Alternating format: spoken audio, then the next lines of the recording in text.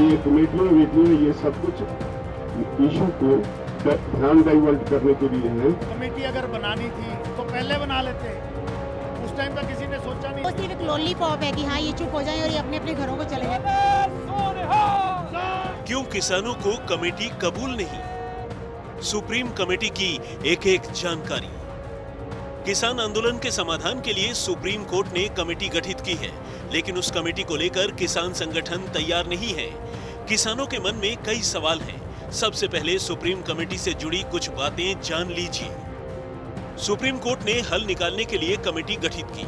Committee मध्यस्थता नहीं, हल निकालने की कोशिश करेगी। 10 दिन के अंदर कमेटी की पहली बैठक होगी। पहली बैठक के बाद 60 दिन के अंदर रिपोर्ट देगी। आपने ये तो जान लिया कि कमेटी बन गई है, लेकिन कमेटी के 4 मेंबर कौन हैं, उनका बायोडेटा क्या है, समझिए। नाम भूपिंदर सिंह मान, AIKCC के अध्यक्ष हैं। 17 किसान संगठनों का यूनियन है AIKCC।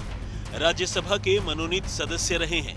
कृषि सुधारों के समर्थक हैं। नाम प्रमोद कुमार जोशी। कृषि पर शोध संस्थानों के साथ जुड़े रहे हैं। IFPRI के पूर्व डायरेक्टर साउथ एशिया रहे हैं।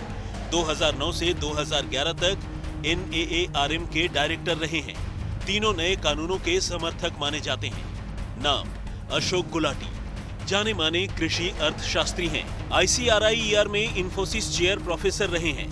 कृषि क्षेत्र में योगदान पर 2015 में पद्मश्री मिला है।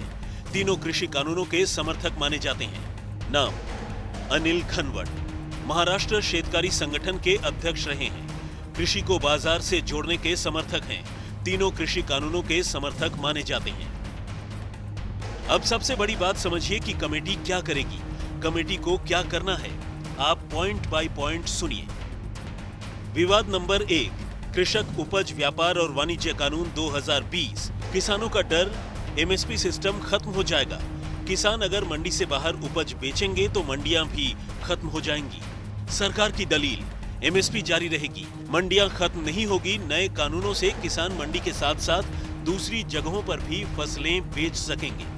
अब सुप्रीम कमेटी का रोल समझिए, वो नफा और नुकसान का पता लगाएगी। विवाद नंबर 2, कृषक कीमत आश्वासन और कृषि सेवा पर करार कानून 2020। किसानों का डर, कॉन्ट्रैक्ट करने से किसान कमजोर होंगे, वो कीमत तय नहीं कर पाएंगे।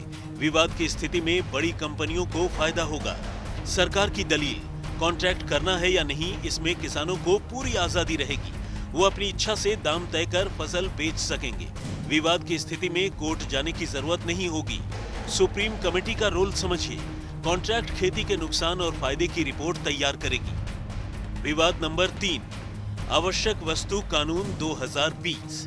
किसानों का डर, बड़ी कंपनियां आवश्यक वस्तुओं का स्टोरेज करेगी, इससे कालाबाजारी बढ़ सकती है।